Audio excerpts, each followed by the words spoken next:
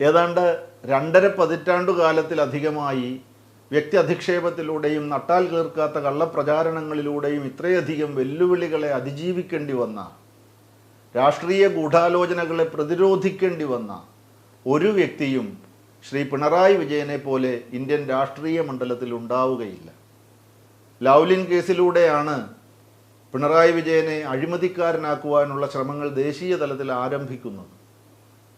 ഒരു കുറ്റപത്രം തയ്യാറാക്കി വിചാരണ നടത്താൻ പോലും യോഗ്യമായ കേസല്ല എന്ന് കണ്ടെത്തി വിചാരണ കോടതിയും ഹൈക്കോടതിയും ശ്രീ പിണറായി വിജയനെതിരെയുള്ള CBI അപ്പീൽ തള്ളിക്കളഞ്ഞു.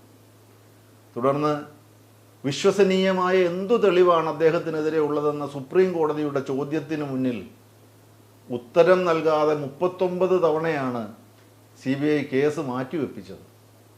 ഇതിൽ ഒരു തവണ പോലും സുപ്രീം കോടതിയിൽ കേസ് നീട്ടിവെക്കുവാൻ ഈ കേസിലെ പ്രതികളിൽ ഒരാൾ പോലും ആവശ്യപ്പെട്ടിട്ടില്ല എന്നതും ശ്രദ്ധേയമാണ്. ഏതെങ്കിലും ഒരു തരിമ്പ് ബന്ധമെങ്കിലും ലാവ്ലിൻ കേസിൽ CBIക്ക് മുഖ്യമന്ത്രി ശ്രീ പിണറായി വിജയന് മേൽ സ്ഥാപിക്കുവാൻ കഴിയുമായിരുന്നുവെങ്കിൽ അഴിമതിക്കാരനെന്ന് മുദ്രകുത്തി എന്നേ അവർ അദ്ദേഹത്തെ അകത്താക്കുമായിരുന്നു.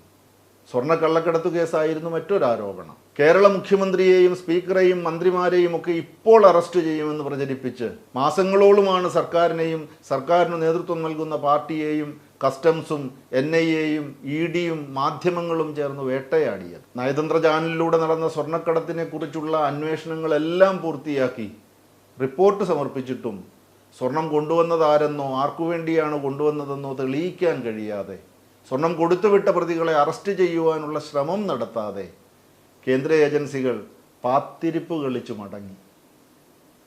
കേരളം കണ്ട മറ്റൊരു നാടകമായിരുന്നു വടക്കാഞ്ചേരി ഫ്ലാറ്റ് കേസ്. കഴിഞ്ഞ നിയമസഭാ തെരഞ്ഞെടുപ്പ് കാലത്ത് ആയിരുന്നു ലൈഫ് ഭവന നിർമ്മാണ പദ്ധതിയുടെ കടക്കൽ കത്തിവെക്കുക എന്ന ലക്ഷ്യവുമായി പദ്ധതിയിൽ അഴിമതി ആരോപിച്ചുകൊണ്ട് ഒരു കോൺഗ്രസ് മുൻ MLA രംഗത്തെത്തിയത്.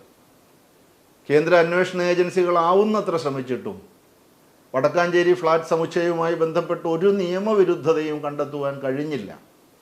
LDFനെയും സർക്കാരിനെയും ആരോപണത്തിൻ്റെ മുൾമുനയിൽ നിർത്തിയ ഖുറാൻ, ഈന്തപ്പഴം വിതരണ കേസുകളിലും കഥകൾക്കപ്പുറം ഒരു തെളിവും കിട്ടാതെ അന്വേഷണ ഏജൻസികൾ മടങ്ങിപ്പോയി. ഈ തിരഞ്ഞെടുപ്പ് കാലത്തേക്ക് LDFനെ പ്രതിരോധിക്കുവാൻ പുതുതായി അവർ കണ്ടെത്തിയ ആയുധങ്ങളാണ് കരുവന്നൂർ ബാങ്കും കിഫ്ബിയും SFIO അന്വേഷണവും മറ്റും. കരുവന്നൂർ ബാങ്ക് തട്ടിപ്പ് വിവരം പുറത്തു വന്നപ്പോൾ അതിശക്തമായ നടപടി സ്വീകരിച്ച പ്രസ്ഥാനമാണ് CPIM. ആദ്യം കേരള പോലീസും പിന്നീട് ക്രൈംബ്രാഞ്ചും കേസെടുത്ത് അന്വേഷണം പുരോഗമിക്കുമ്പോഴാണ് ED കേസ് ഏറ്റെടുത്തത്. പ്രതികളായിരുന്നവരെ മാപ്പുസാക്ഷിയാക്കുകയും പാർട്ടി അക്കൗണ്ടുകൾ മരവിപ്പിക്കുകയും ചെയ്തു എന്നതാണ് ED അന്വേഷണത്തിൽ നിന്ന് ആർക്കൊക്കെയോ ഉണ്ടായ ഏക നേട്ടം.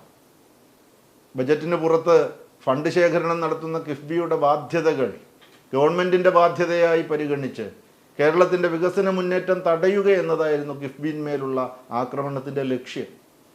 കാരണം വ്യക്തമാക്കാതെ ശ്രീ തോമസ് ഐസക്കിന് നിരന്തരം നോട്ടീസുകൾ അയച്ചുകൊണ്ട് കേരള ഹൈക്കോടതിയുടെ വിമർശനത്തിന് പോലും ഈ വിഷയത്തിൽ ED പാത്രമായി തീർന്നു.